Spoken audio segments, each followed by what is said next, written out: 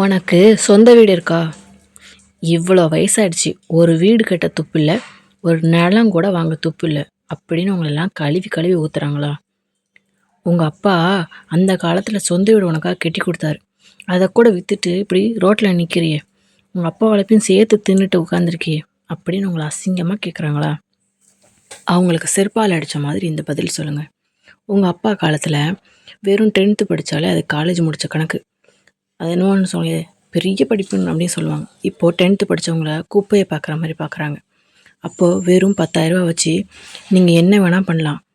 ஒரு பவுன் இல்லை, 30 பவுன் கூட வாங்குறதுக்கான காசு அதில் கரெக்டாக இருந்துச்சு. ஆனால் இப்போது ஒரு பவுன் 1,00,000 ரூபா. ஒரு வீட்டு நிலம் வந்து ஒரு சென்டே 12 லட்சம், 20 லட்சம், சில இடத்துல 50, 1 கோடின்னு போயிட்டுருக்கு. அந்த காலத்தில் வாங்கினதெல்லாம் ஒரு விஷயம்னு சொல்லி இந்த காலத்தில் இருக்கிறவங்கள போட்டி போட வைக்காதீங்க. இந்த காலத்தில் நிறைய பிரச்சனைகளோடு நம்ம ஸ்ட்ரகிள் ஆகிட்டு இருக்கோம். மாதத்தவணை, இஎம்ஐ, வீட்டு வாடகை, கரண்டு பில்லு, அந்த இது இந்த இது.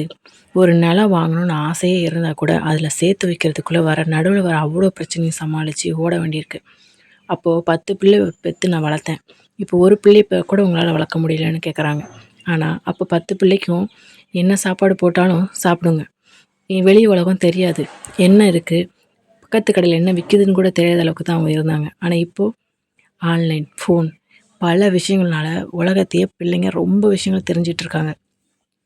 ஃபோனை எடுத்து அதுங்களே ஆர்டர் போட்டு சாப்பிட்ற நிலைமைக்கு வந்துருச்சுங்க.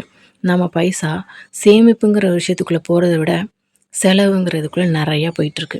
இப்படி இருக்கும்போது எப்படிங்க சொந்த வீடுன்னு கேட்டுட்டு உட்கார முடியும்? சொந்த வீடு கட்டுறது எவ்வளோ பெரிய கஷ்டம்னு இந்த ஜென்ரேஷனில் இருக்கிறவங்களுக்கு மட்டும்தான் புரியும். உங்களை பழைய ஜென்ரேஷன் ஆளுங்க உங்களை மட்டம் தட்டி கேவலப்படுத்திக்கிட்டே இருக்காங்கன்னா அவங்கக்கிட்ட ஒரே ஒரு விஷயம் சொல்லுங்கள். நான் சமாளிக்கிறதுல 1% பிரச்சனையை உன் வீட்டாளுங்களோ, என் அப்பாவோ, என் குடும்பத்தாளுங்களோ சமாளிச்சிருந்தீங்கன்னா தெரிஞ்சிருக்கோம் என் வழி என்னன்னு அப்படின்னு பதில் செருப்பால் அடித்த மாதிரி சொல்லுங்கள். அவங்க உங்களுக்கு கெட்டது சொல்லலைங்கிறது உண்மைதான். உங்களை வளர தான் சொல்கிறாங்க. ஆனால் வளர சொல்கிறது வேறு, மட்டம் தட்டுறது வேறு. ரெண்டுக்கும் வித்தியாசம் நமக்கு தெரியும்னு நினைக்கிறேன். நமக்கு சொந்த வீடு இல்லைங்கிற காரணத்துக்காக நம்மளை எவனாவது கேவலப்படுத்தினானா, நான் சொந்த வீடு இல்லை அவ்வளோதான், அதுக்கான காசை என்னால் எடுக்க முடியல, மற்றபடி நான் சந்தோஷமாக தான் இருக்கேங்கிறத கம்பீரமாக சொல்லுங்கள். இன்றைக்கும் உங்கள் குடும்பத்துக்கு தேவையான எல்லாத்தையும் உங்கள் உழைப்பு தான் போட்டுட்ருக்கு. அவங்க உழைச்சி காசு ஒன்றும் கொடுக்கல. உங்களுக்கு இது புரிஞ்சிருக்கும்னு நினைக்கிறேன். இந்த வீடியோ உங்களுக்கு பிடிச்சிருந்துச்சு அப்படின்னா லைக் அண்ட் சப்ஸ்கிரைப் பண்ணுங்கள். உங்கள் எல்லோரோட சப்போர்ட்டும் எனக்கு ரொம்ப ரொம்ப முக்கியம். நான் இது வரைக்கும் நிறையா சப்போர்ட் கொடுத்துருக்கீங்க. அது எல்லாத்துக்கும் ரொம்ப நன்றி. நான் எதாவது தவறாக பேசியிருந்தாலும் மன்னிச்சிக்கோங்க.